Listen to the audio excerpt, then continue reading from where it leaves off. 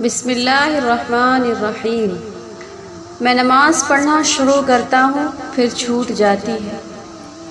کبھی بہت اچھا لگتا ہے، کبھی نماز سکون دیتی ہے، مگر تھوڑے ہی ٹائم بعد بیزاریت ہو جاتی ہے۔ نماز بوجھ لگتی ہے، مجھے اپنا بھاری وجود نماز کے لیے اٹھانا مشکل لگتا ہے۔ وہ بہت تھکے ہوئے لہجے میں کہہ رہا تھا۔ مجھے لگ رہا تھا بات کرتے کرتے اس کا سانس پھول رہا تھا۔ وہ مجھے ظاہری نہیں باطنی طور پر تھکا ہوا محسوس ہوا۔ نظر کا پردہ کرتے ہو؟ میں نے نرمی سے اسے دیکھتے ہوئے اسے سوال کیا۔ اس نے حیرت سے میری طرف دیکھا۔ اس بات کی شدید توفیق نہیں تھی اسے۔ نظر کا پردہ؟ میں سمجھا نہیں۔ نظر کے پردے کا کیا تعلق نماز سے؟ الفاظ بے ترتیب تھے۔ میں مسکرا دی۔ تعلق تو ہے، بہت گہرا ہے، کیونکہ بری نظر شیطان کے زہریلے تیروں میں سے ایک تیر ہے جو انسان کے دل میں اتر جاتا ہے۔ ظاہری پردہ کرنا تو بہت آسان ہے، مگر نظر کا پردہ کچھ مشکل ہے۔ جب نگاہ پاک نہیں رہتی نا، تو عبادتوں سے لذت جاتی رہتی ہے۔ جب نگاہ پاک نہیں رہتی تو سوچ بھی پاک نہیں رہتی، اور جب سوچ خراب تو نیت خراب، اور اعمال کا دار و مدار تو ہے ہی نیتوں پر۔ تمہیں پتہ ہے، انسان جو دیکھتا ہے، سوچتا ہے، جو سنتا ہے، وہ اس کے دل پر اثر رکھتا ہے۔ ہم کیا دیکھتے ہیں، کیا سنتے ہیں، کیا بات کرتے ہیں، کبھی سوچا ہے؟ کیا تم خود داس میں معاملے میں احتیاط کرتے ہو؟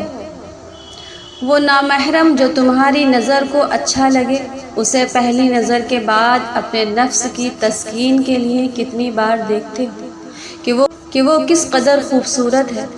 فیس بک پر کوئی غیر مناسب تصویر، کوئی ویڈیو، کوئی بات جب کوئی نہیں دیکھ رہا ہوتا تنہائی میں مگر صرف اللہ تعالیٰ، تو کیا ایک دفعہ اس پر رکتے ہو؟ کبھی کوئی فلم، کوئی گانا جس میں نامحرم تو خیر چھوڑو، ہماری اپنی صنف کا بھی پردہ پورا نہیں ہوتا، بے خیالی میں دیکھ لیتے ہو، اور پھر نامحرم ہمارے ارد گرد کے لوگ تو نہیں ہیں نہ صرف، بلکہ یہ جو ٹیلی ویژن پر آنے والے ایکٹریس، ماڈلز، جن کی غائبانہ محبت میں ہم گرفتار ہوتے ہیں۔ انہیں غور سے دیکھتے ہیں، ان کی باڈی، ڈریسنگ اور لکس کی تعریف، یہ سب نظر کا پردہ ختم ہونے کے بعد ہی ہو پاتا ہے۔ تو تم سوچو، میں نہیں کہہ رہی کہ اس کا جواب مجھے دو، اپنا تجربہ کرو، اس کا جواب اپنے دل کو دو۔ اگر اس کا جواب ہاں میں آئے تو سمجھ جاؤ یہ نظر کی خیانت تم سے تمہاری عبادت کی لذت چھین رہی ہے اور دل کو سیاہ کر رہی ہے۔ زنا صرف ایک طرح کا تو نہیں ہوتا۔ اگر ہاتھ سے کچھ غلط چھوؤ تو وہ ہاتھ کا زنا، زبان سے فحش بات کہی تو زبان کا زنا، آنکھوں سے کچھ حرام دیکھا تو وہ آنکھوں کا زنا ہے۔ نظر کی بے پردگی دل میں ایسا سوراخ کر دیتی ہے کہ جس سے ہمارے دل کا نور بہتا جاتا ہے، اور پھر جو لوگ نظر کا پردہ نہیں کرتے، ان کی نمازیں ان پر بھاری ہو جاتی ہیں۔ اگر وہ نماز پڑھ بھی لیں تو بے دلی سے پڑھتے ہیں، دل نہیں لگتا، بوجھ سارا رہتا ہے دل پر۔ تو کیا تم نظر کا پردہ کرتے ہو؟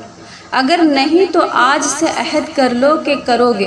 جب کبھی غلطی سے کچھ غلط دیکھ بھی لو، اگر کبھی تمہارا نفس تمہارے ایمان پر حاوی آ جائے تو فوراً استغفار کر لیا کرو، اللہ کی طرف رجوع کر لیا کرو۔ پھر تم دیکھنا، نمازوں کا لطف، عبادت کی لذت اور دل کا سکون سب تمہیں عطا کر دیا جائے گا۔ اور ایک اور بات سکون نماز میں رکھا گیا ہے کہ قرآن خود کہتا ہے کہ بے شک اللہ کے ذکر سے دلوں کو سکون حاصل ہے۔ اب اگر کسی کو وہ سکون محسوس نہیں ہوتا نا، تو اسے ایک مثال سے سمجھو۔ ایک بیمار شخص ہے، اس کو آپ اس کے پسندیدہ کھانا کھلا کر دو، وہ نہیں کھائے گا۔ اب وہ کہے کھانے میں لذت نہیں ہے، یہ تو کوئی بات نہ ہوئی نا۔ کھانے میں لذت ہے، کھانا وہی ہے، مگر اس کا معدہ بیمار ہے۔ اسی طرح سکون عبادت میں رکھا گیا ہے۔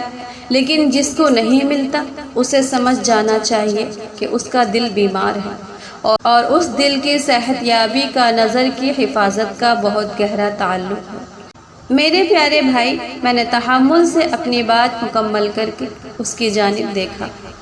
جو بات میں نے خود ایک عرصے کی کوشش، بے چینی اور اضطراب کے بعد سمجھی تھی، وہ اس تک پہنچا دی تھی۔ مجھے جواب کی ضرورت نہیں رہی تھی، اس کی آنکھوں کی چمک میرے لیے کافی تھی۔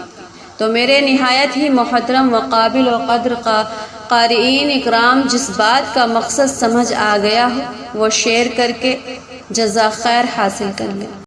جزاکم اللہ خیرہ کثیرہ۔ دوستو، اگر ویڈیو اچھی لگی ہو تو پلیز میرے چینل کو سبسکرائب کر لیں، ویڈیو کو لائک کر دیں